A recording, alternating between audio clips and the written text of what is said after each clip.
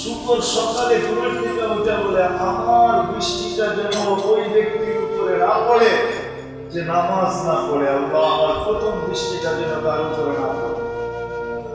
কোন কাফেরের উপরে পড়ে পড়ো, মুশরিকের উপরে পড়ে পড়ো, যার খুশি তার উপরে পড়ো, কিন্তু কোন বেনমাজির উপরে যেন না পড়ে।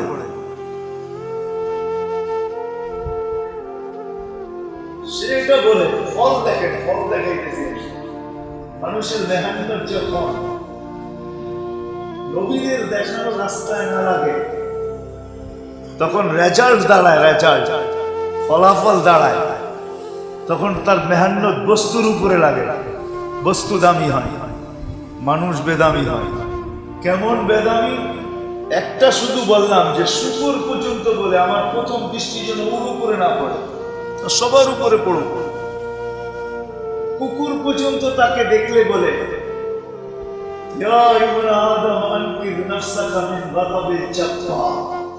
আপনি ভাবলেন কুকুর আমাকে দেখে খেপে গেল? না না, আমাকে দেখে খেপে নাই। কুকুর আমাকে সতর্ক করতেছে,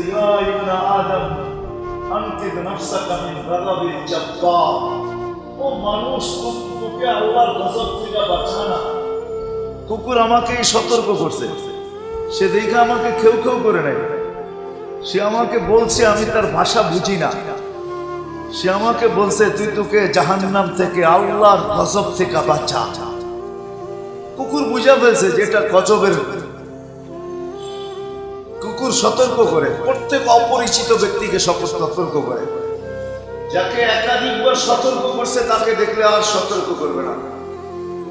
এই জন্য আপনি বলবেন এটা মহল্লার কুকুর, তো আমাকে চিনে, এই জন্য কিছু বলে না। না না না, আপনাকে সতর্ক করা হয়ে গেছে, এই জন্য ও আর বারবার সতর্ক করতে চায় না। ও নতুন কাউকে দেখলে সতর্ক করে, আনকিদ নাফসাকা মিন গাযাবিল জাব্বার, তুই তোকে আল্লাহর গজব থেকে বাঁচা, জলদি বাঁচা। কেন ও জানে আল্লাহর গজব তাড়াতাড়ি আসতেছে। এই জন্য ভূমিকম্পের সংকেত দুই প্রাণী সবার আগে জানে। কয় প্রাণী? দুই প্রাণী। আমরা জানি না ভূমিকম্পের সংকেত। ভূমিকম্পের আসার সংকেত সর্বপ্রথম জানে কুকুর। কুকুর সবার আগে জানে যে ভূমিকম্প আসতেছে। ওর ভিতরে আল্লাহ পাক ক্ষমতা রাখছে, ও জানে ভূমিকম্প আসতেছে, ও জানে। আরেকটা জানে পাখি। পাখি যখন অবেলা ডাইকা ওঠে তখন বোঝা যাবে যে ও কিছু জানতেছে, কিছু যেন ঘটতে চলছে। এই জন্য ঢাকা শহরে বুঝে যাবে না, পাখি ঢাকা শহরে পাওয়া যায় না, খুব কম পাওয়া যায়। যেটিও পাওয়া যায় ওকে কাক পাওয়া যায়। আর শহরের কাকের এত বেশি সদবোধ থাকে না। সদবোধ বোঝেন? উষ্ণে একটু কমই থাকে, ঠিক না? কেন পাঁচ মিশালি মানুষের মধ্যে থাকে, তো এই জন্য অনেক দোষ সদবোধ চলে যায়। গ্রামের গুলো আবার পারফেক্ট থাকে।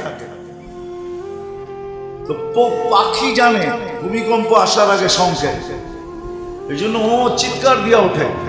আর কুকুর জানে সবার আগে। তো যেটা বুঝাইতে চেয়েছিলাম, মেরে দোস্ত, আল্লাহ করে বুঝে আসে। প্রত্যেকটা মানুষের ভাবা উচিত ছিল যে ১.৫ লক্ষ নবী কেন আসলেন, ৩১৩ জন রসুল কেন আসলেন, সাইয়্যিদুল আম্বিয়া মুহাম্মদুর রাসূলুল্লাহ কেন আসলেন। একটাই উদ্দেশ্য, মানুষের জাওহার যেন সঠিক জায়গায়। কোন জাওহার? মেহনতের জাওহার। মানুষ মেহনতি, মানুষ মেহনত করতে জানে। এটা কোথায় লাগলে মানুষ দামি হবে? কত দামি? যে সৃষ্টিকর্তা পর্যন্ত তার দুয়ারে সালাম পাঠাবে, তারপরে উঠাবে, তার আগে উঠাবে না। সমগ্র সৃষ্টি তো সালাম দিবে, দিবেই দিবে, এটা দিতে বাধ্য। সমগ্র সৃষ্টি সালাম দিতে বাধ্য, সমগ্র সৃষ্টি সালাম দিবে, এটাই সত্য। এই জন্য আল্লাহ রসুল যেদিক দিয়া যাইতেন সবকিছু সালাম দিতেন। সব আম্মাজানের থেকে কথা আছে, আম্মাজান বলেন যে আল্লাহ রসুল যখন পেটে আসছে, পেটে পেটে আসার সাথে সাথে বিধবা হয়ে গেছেন, বিধবা। আম্মাজান যেদিক দিয়ে যাইতেন ওদিক দিয়ে সুঘ্রাণ ছড়াইতে থাকতেন। আরবে প্রচলন ছিল বিধবা মহিলারা সুঘ্রাণ ব্যবহার করতে পারবে না, কোনো দূষণীয় ছিল। পুরো মক্কা ফাইটা গেছে। মহিলাদের ভিতরে কথা চলতেছিল, এই কথা পুরুষদের ভিতরে চলে গেছে যে আমেনা যেদিক দিয়ে যায় ওদিক দিয়ে সুঘ্রাণ ছড়াইতে থাকে। আর এই ঘ্রাণ কোনো দুনিয়ার ঘ্রাণ না। আমরা যে পারফিউম ব্যবহার করি এই পারফিউম না, এটা কোন জগতের পারফিউম এটাও আমরা জানি না। কথা চলতে চলতে আব্দুল মুত্তালিবের কাছে চলে আসছে, রাসূল ইসলামের দাদার কাছে। তো দাদা ওদের দাদিকে ডাইকা বলছে, শোনো, তোমার পুত্রবধূকে ডাইকা জিজ্ঞেস করো এই পারফিউম কোত্থেকে ব্যবহার করে। পুরা মক্কা ফাইটা গেছে। বিধবার তো পারফিউম ব্যবহার করার কোনো সুযোগ নাই, সে কোত্থেকে এই পারফিউম ব্যবহার করে। আমার নাক মুখ সব কেটে গেছে, আমি বাহিরে দিতে পারি না। সবাই আমাকে দেখলে অন্যভাবে তাকায়, অথচ আমি এখানে সর্দার, আমি এখানে বাদশাহ। আমাকে দেখলে মাটি পর্যন্ত কাঁপে। মানুষ আমাকে কিভাবে তাকায়, আমি কাউকে মুখ দেখাইতে পারতেছি না। তো ডাকছে, ডাইকা বলছে, বেটি ব্যবহার করস। তা আমেনা বলছে, আম্মা সুঘ্রাণ তো ব্যবহার করি না, তাহলে আপনাকে একটা প্রমাণ দেখে। হাত বাড়ান। হাত বাড়ায় একটা থুতু ফালাইছে মাটিতে। ফালাইতে দেরি, সুঘ্রাণ তুফানের মতো উঠতে দেরি করে। তো বলছে, আম্মা শরীর সুঘ্রাণ না, থুতু পর্যন্ত সুঘ্রাণ। বলছে, পারফিউম লাগাই না, এটা প্যাটেরটার কারণে এই সুঘ্রাণ। পেটে চলে আসছে একটা, প্যাটেরটার কারণে সুঘ্রাণ, থুতু পর্যন্ত সুঘ্রাণ। বলছে, বেটি এই জন্যই তো তুই যখন গোসলখানার থেকে বাহির হস, আমি যখনই গোসলখানায় যাই মনে হয় কেউ যেন আমাকে গোসলখানার সুঘ্রাণের পুরা ডাব্বার ভিতরে ডুবাই দিছে, এরকম সুঘ্রাণ গোসলখানায় থাকে। আমি তো আজ পর্যন্ত ভাবি নাই, কিন্তু তোর শ্বশুরের কথায় ভাবতে বাধ্য হয়েছি যে সুঘ্রাণ করতে। প্যাকেটটার বলতেন, আমি যখন রাস্তা দিয়ে বাহির হতাম তো বালুর কণা পর্যন্ত আমাকে সালাম দিত। আমি প্রথমে ভয় পাইতাম যে সালাম করতে কে। পরে 2 দিন পরে আইসা আমি বুঝতে পারছি, জিবরিল আইসা আমাকে বলে দিছে যে এই সালাম আপনার কারণে না, পেটের কারণে সালাম।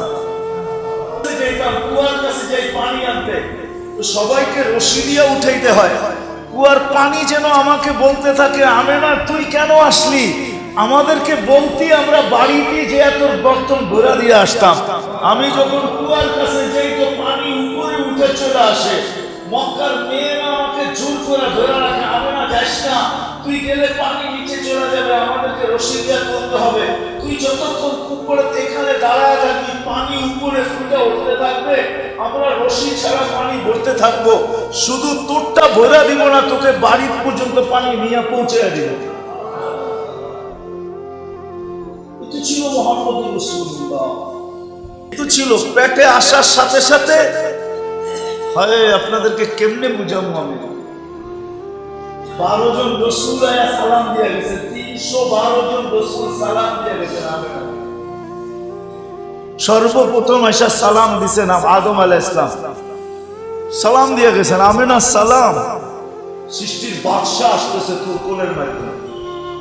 উনি এসে আমাদেরকে বুঝাইছে যে মেহনত কোথায়, মেহনতের জবাব কোথায় রাখবে, কিভাবে রাখবে। তারপরে রেজাল্ট কি দাঁড়ায়, রাসূল সাল্লাল্লাহু আলাইহি ওয়াসাল্লাম আয়েশা মেহনত কোথায় লাগবে এটা শিখাইছে।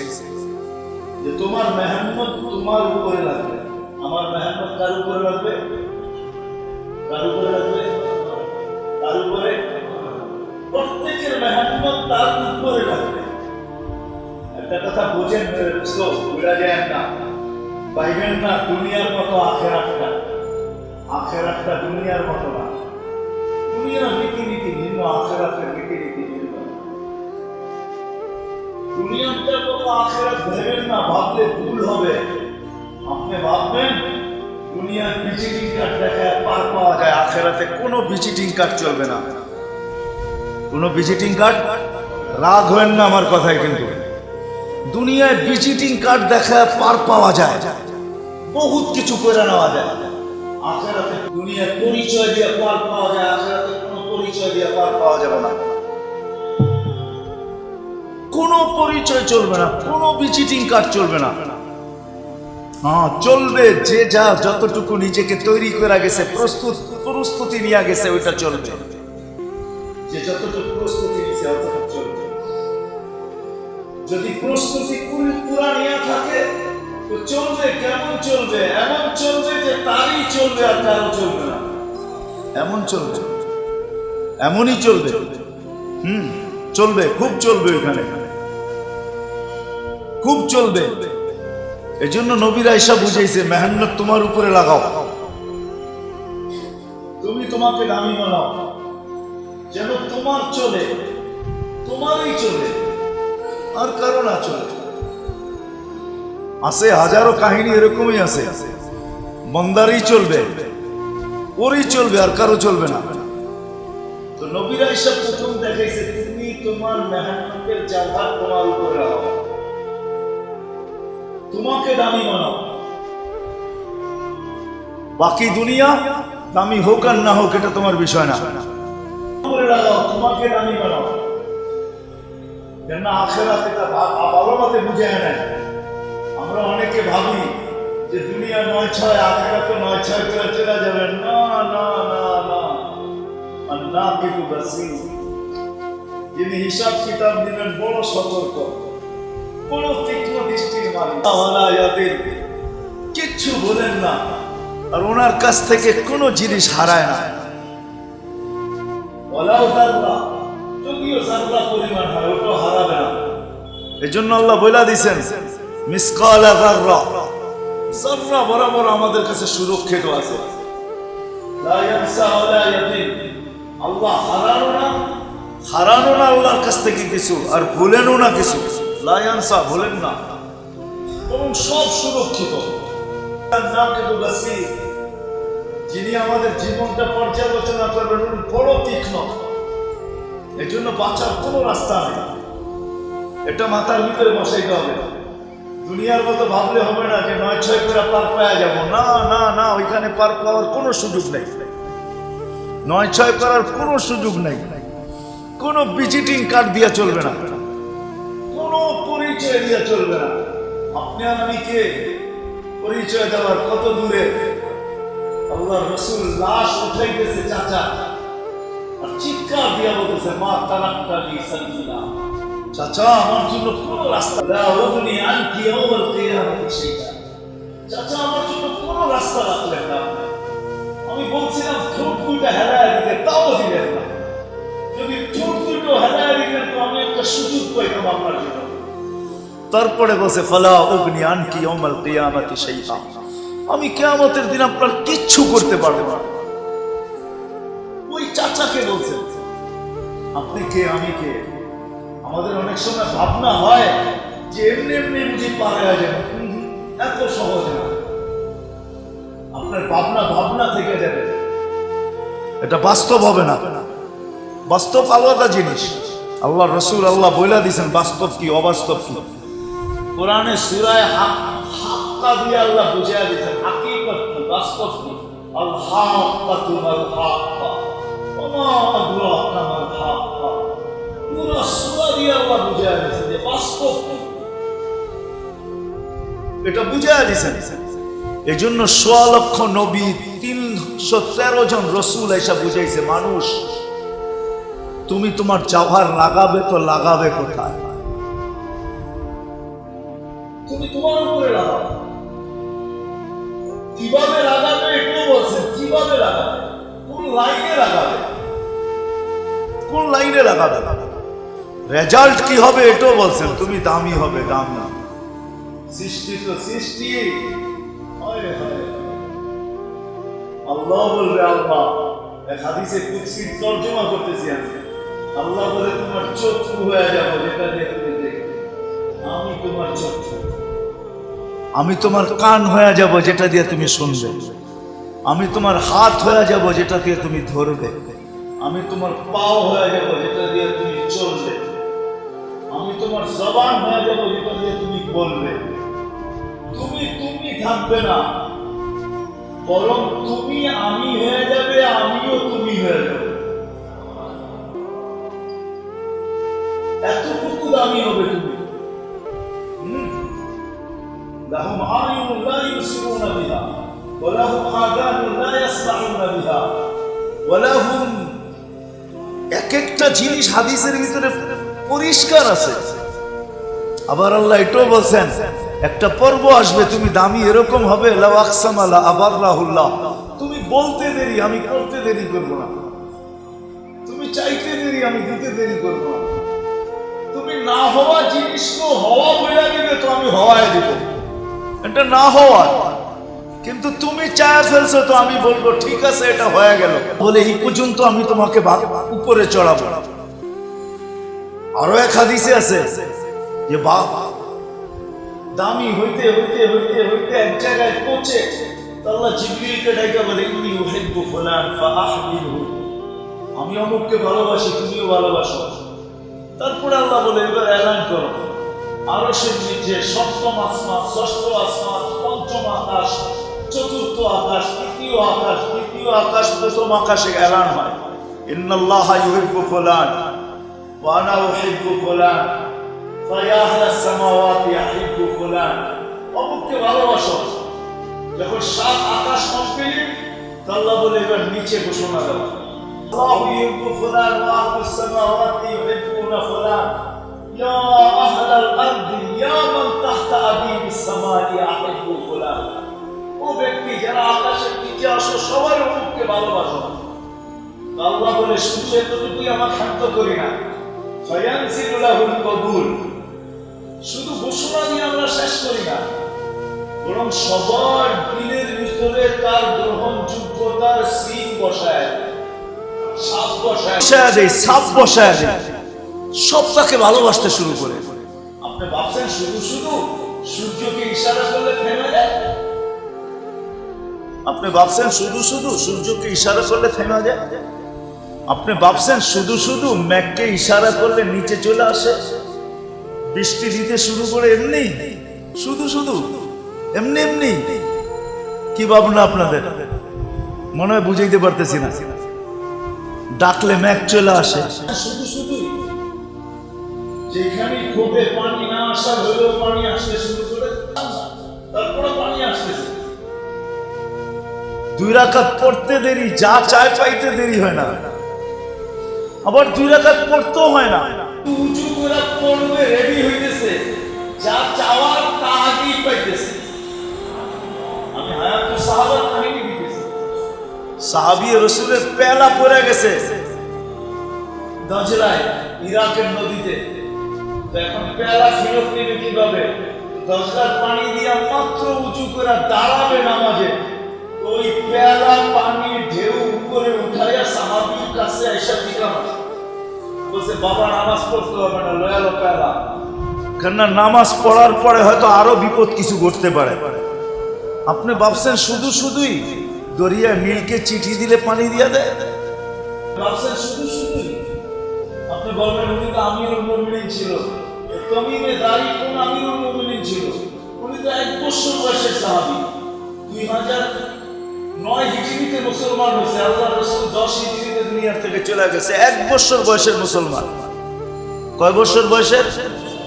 1 বছর বয়সের সাহাবী অগ্নিগিরিকে হাতের ইশারায় পিছে করতেছে, এর যে ওয়ারা চা পিছে, আর অগ্নিগিরিও যাইতেছে পিছে।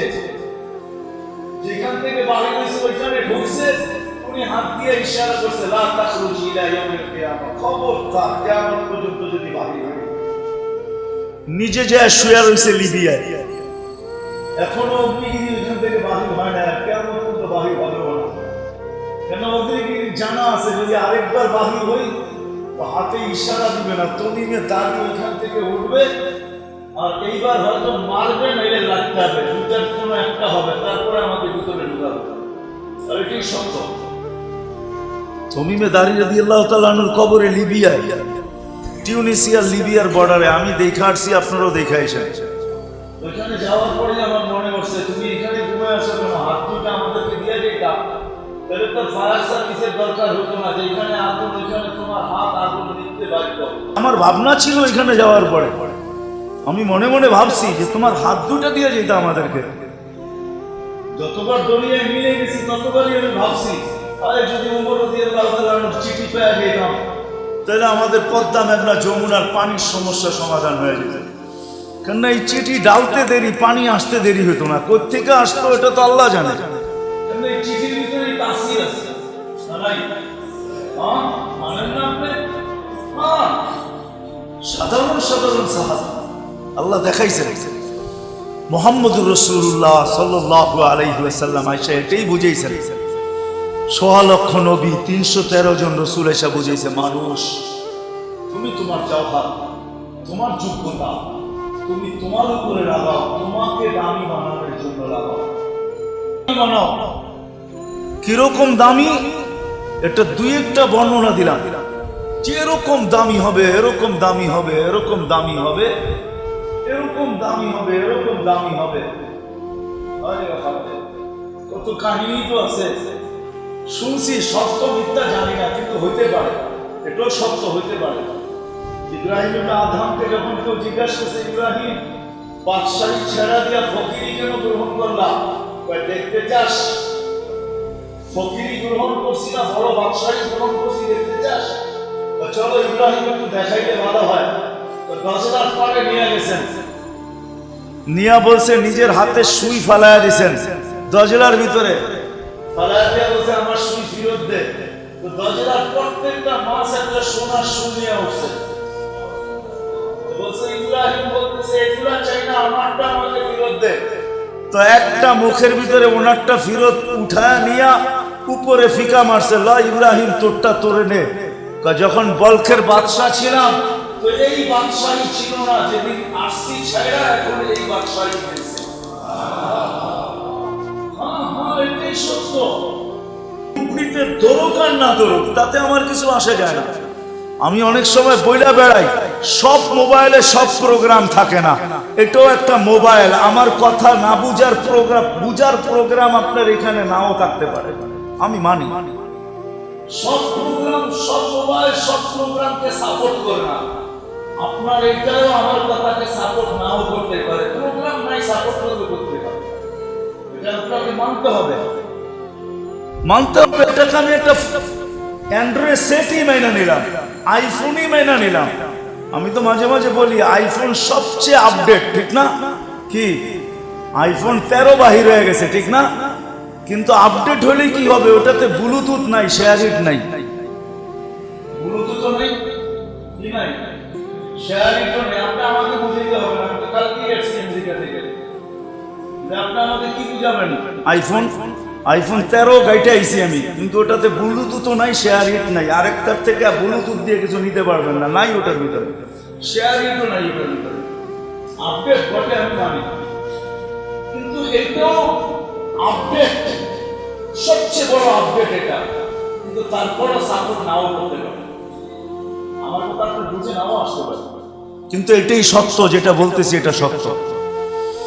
১৬ লক্ষ নবী, ৩১৩ জন রসুল এসে বুঝাইছে, মেহনতের জওহর তোমার উপরে লাগাও, তাহলে তুমি মরবেও মারবেও। বস্তুর জন্য মরবে, বস্তুর জন্য মারবে, বস্তু দামি হবে, তুমি বেদামি হবে, এরকম বেদামি হবে, এরকম বেদামি যে তুমি বস্তুর জন্য মরবে, বস্তুর জন্য মারবে, আর তুমি বেদামি এরকম হবে। যেই প্রথম বলছিলাম আব্দুল কাদের জিলানী রহমতুল্লাহ আলাইহি লিখতে বাধ্য হয়েছেন যে শুকর ঘুমের থেকে উঠা বলে কাইলা ইয়াকা আউয়াল নাদরিন আলা আল্লাহ ইউসাল্লি, আল্লাহ আমার প্রথম দৃষ্টিটা যেন কোনো বেনামাজি করে না। একটা শুকর পর্যন্ত ভাবতেছে বেনামাজির স্তর কোথায়। রাগ হয় না, আমি বলতেছি না, আব্দুল কাদের জিলানী রহমতুল্লাহ আলাইহি লেখছেন ওনার কিতাবে, আপনি পড়ে দেখেন, ওনার কিতাবে পাবেন এই কথা, তথ্য পাবেন আপনি। আর উনি যা লেখছে আমি ভাবি সত্যই লেখছে, ভুল রাখে না, উনিও রেফারেন্স দিয়ে লেখছে, উনি কোনো রেফারেন্স ছাড়া বলেন না। এরকম বেদামি হবে। চলেন কোরআন নেই, কিয়ামতের দিন বলবে ইয়া লাইতানি কুনতু তুরাবা, হায় যদি মাটি হয়ে যেতাম, হায় যদি মাটি হয়ে যেতাম, হায় যদি মাটি হয়ে যেতাম, ইয়া লাইতানি ইত্তাখাযতু মা'আর রাসূলি সাবিলা, ইয়া লাইতানি ইত্তাখাযতু ফুলানান খলিলা। এরকম কোরআনে 11-7 জায়গায় আছে যেখানে চিৎকার দিবে আর 7টা বলবে। আরেক কিতাবে 11টা আছে, 11টা চিৎকার দিবে আর বলবে হায় কি করলাম, নিজেকে কেন এত ব্যথা দিবে, তখন চিৎকার দিয়া বলবে, কান ফাটায় বলবে ফাযুকু বিমা কুনতুম তাকনিজুন, যা জমা করছো ওইটাই ভোগ করতে পারো, চিৎকার বেশি দিও না। তো মেরে দোস্ত, 16 লক্ষ নবী রাসূল, 16 লক্ষ নবী, 313 জন রাসূল, সাইয়্যিদুল আম্বিয়া মুহাম্মদুর রাসূলুল্লাহ সাল্লাল্লাহু আলাইহি ওয়াসাল্লাম, সাল্লাল্লাহু আলাইহি ওয়াসাল্লাম। আপনি তো জানেন না, মনে হচ্ছে এসে বলতেছি, আব্দুল মুত্তালিব যে উলামায়ে কিরাম বয়ান করে যে আব্দুল মুত্তালিব যখন আব্রাহা বাদশা আসে, আব্দুল মুত্তালিব যে বলে দিয়েছে আমার 100 উট ফেরত দাও, তো সে বাইতুল্লাহ ভাঙতে আসছে, তুমি বাইতুল্লাহ সম্বন্ধে তো কিছু বলো না। তো ওয়ালিল বাইতি রব্বা, বাইতুল্লাহর একটা রব আছে, সে জানে, তার ঘরের খবর জানে, সে জানে, তার ঘরের খবর জানে বলে শেষ নিজে নিজে বলে না। তো আমেনাকে চাদরের ভিতরে লেপটা নিয়ে বাইতুল্লাহ চলে গেছে আব্দুল মুত্তালিব। আব্দুল মুত্তালিব জানে আমেনার পেটে কি আছে, জানতেন। কে বলছে বেটি তুই এই ঘরের দরজা ধরবি আর আমি যা বলবো তুই আমিন বলবি। তো আমেনা দরজা ধরছে আর আব্দুল মুত্তালিব হুজুর সাল্লাল্লাহু আলাইহি উসিলা দিয়া, প্যাকেটটার উসিলা দিয়া যা চাইছে, তো বাইতুল্লাহ থেকে আওয়াজ আসছে, যা আব্দুল মুত্তালিব ওয়ালিল বাইতি রব্বা, যা বাইতুল্লাহর একজন রব আছে, ইয়াহফাজু বাইতা, সে তার ঘরকে হেফাজত করবে, তুই তোর রূহকে হেফাজত করবে। বাইতুল্লাহ থেকে আওয়াজ বাহির হয়েছে, তারপরে যে আব্দুল মুত্তালিব বলছে ওয়ালিল বাইতি রব্বা, বাইতুল্লাহর একজন রব আছে, আমার উট ফিরত দে। বাইতুল্লাহর রব বাইতুল্লাহকে বাঁচাবে, কারণ আমেনা বাইতুল্লাহর দরজা ধরছে। আব্দুল মুত্তালিব আল্লাহর রাসূলের পেটে ওয়াসলা দিয়ে বাইতুল্লাহকে যা বলছে, আমেনা খালি আমিন বলছে, আমিন। বাইতুল্লাহ ভিতর থেকে জবাব দিয়া দিতেছে ইযহাব ওয়ালিল বাইতি রব্বা। ওই কথাই আব্দুল মুত্তালিব বলছে। ওই মুহাম্মদুর রাসূলুল্লাহ সাল্লাল্লাহু আলাইহি ওয়াসাল্লাম আমাদেরকে শিখাইছেন, জওহর তোমার উপরে লাগাও, জওহর নিজের উপরে, নিজেকে দামি বানাও। প্রত্যেকের দায়িত্ব নিজেকে দামি বানাও, নিজেকে দামি বানানো। কোন রাস্তায় লাগাবে ওই রাস্তা বলে দিয়েছে, 2 রাস্তা লাগাও, একটা হলো ঈমান বানানোর, আরেকটা হলো আমল বানানো। ঈমান বানানোর রাস্তা, আরেকটা হলো কি, আরেকটা হলো কি, আরেকটা কি, আমল বানানোর রাস্তা। ঈমান বানানোর রাস্তা, আরেকটা কি, আমল বানানোর রাস্তা। এই 2 রাস্তায় নিজের উপরে লাগাও। আর তোমার এটাই সত্য, যারা নিজেদেরকে দামি বানাইতে পারছে সেটা সারা দুনিয়াকে দেখায় গেছে, সারা দুনিয়াকে দেখায় গেছে, সারা দুনিয়াকে দেখায় গেছে যে কিরকম দামি বনছে, কিরকম দামি, কিরকম দামি বনছে, কিরকম দাম। কাহিনী শুধু একটা নাই, হাজারো আছে সত্য কাহিনী। ওমর ইবনে আব্দুল আজিজ রাহমাতুল্লাহ আলাইহি যখন মারা যায়, তখন উপর থেকে উঠতে উঠতে কাপড় এসে সিনার উপরে পড়ছে, কাগজ লেখা ছিল বারাআতুন মিনার রহমান ওমর ইবনে আব্দুল আজিজ মিনাল মিরাহ। সারা দুনিয়া দেখছে আল্লাহ মুক্তিপণ দিয়া দিয়েছে ওমর ইবনে আব্দুল আজিজ। মরার আগে আল্লাহ রাসূল শুনায়া দিয়েছেন স্বপ্নে, সুলতান মাহমুদকে বলছে আল্লাহ তোকে মাফ করে দিয়েছে, আল্লাহ তোকে মাফ করে দিয়েছেন। সুলতান মাহমুদ গজনভি, সুলতান মাহমুদ গজনভি 46 বছর পরে যখন কবর খোদা হয়েছে, তো যেরকম লাশ কবরে দেওয়া হয়েছে ওরকম লাশ বাহির হয়েছে। 46 বছর পরে, কত মনে হয় যে এই মাত্র মরছে, মনেই হয় না যে মরছে। যে লাশ বলছে সে বলছে মনেই হয় না যে মরছে। কাপড় যেমনটা তেমন, চেহারা যেমনটা তেমন, মনে হইতেছে সুলতান মাহমুদ আসতেছে। 37 বছর পরে ওমর ইবনে জাম্মু রাদিয়াল্লাহু তাআলা আনহুর লাশ বাহির হয়ে চলে আসছে উহুদের ঢলে। তো এখনো তাজা রক্ত টপ টপ টপ টপ হয়ে পড়তেছিল 36 বছর পরে। 36 বছর পরে এখনো রক্ত টপ টপ হয়ে পড়তেছে, তাজা রক্ত, রক্তের কালার পর্যন্ত চেঞ্জ হয়। আল্লাহ দুনিয়াতে দেখাইছে যারা নিজেদের উপরে লাগাইছে। রাস্তা হইলো দুইটা, একটা হলো ইমানের রাস্তা,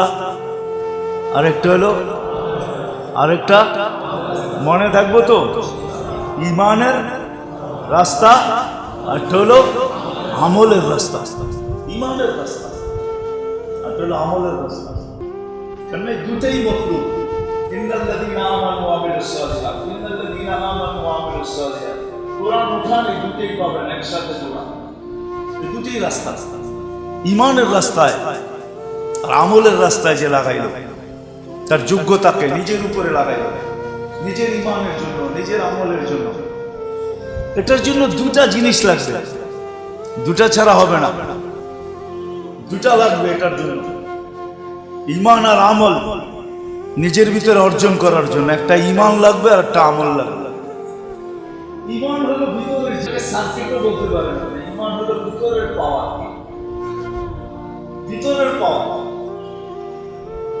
আর আমল হলো অঙ্গ প্রত্যঙ্গের, আমাদের যে শরীরে অঙ্গ প্রত্যঙ্গ আছে এটার বিকাশ, এটা হলো আমল। ইমান ভিতরের জিনিস, এটাও জানে, দেখানো যায় না, দেখা যায় না, দেখানো যায়, দেখাও সম্ভব না, দেখানোও সম্ভব না। হ্যাঁ, আমলটা দেখা যায়, আমল বাহিরের জিনিস, অঙ্গ প্রত্যঙ্গের জিনিস। দুই রাস্তায় দুই জিনিসের জন্য জওহার লাগবে, যে ইমানের জন্য, আমলের জন্য নিজের মেহনত লাগবে। এটার জন্য দুটা জিনিস দরকার, এটার জন্য দুটা জিনিস লাগবে। একটা তো মেহনত লাগবে এই দুটা হাসিল করার জন্য, একটা লাগবে মেহনত, আরেকটা লাগবে সোহবত লাগবে। একটা কি লাগবে? সোহবত লাগবে। শুধু মেহনত তাইলে হারিয়ে যাবে, মহান মেহনতও লাগবে, সোহবতও লাগবে, দুটা লাগবে। কিন্তু উদ্দেশ্য হবে ইমান আমলের জন্য, ইমান হাসিল করার জন্য, আমল হাসিল করার জন্য। আর মানুষ দামি হবে এই দুটা দিয়ে, ইমান দিয়ে আর আমল দিয়ে দামি হবে। যত বেশি তত দামি, আমল যার যত বেশি তত গাঁটটি বড়, আমল যার যত বেশি তত গাঁটটি বড় হবে।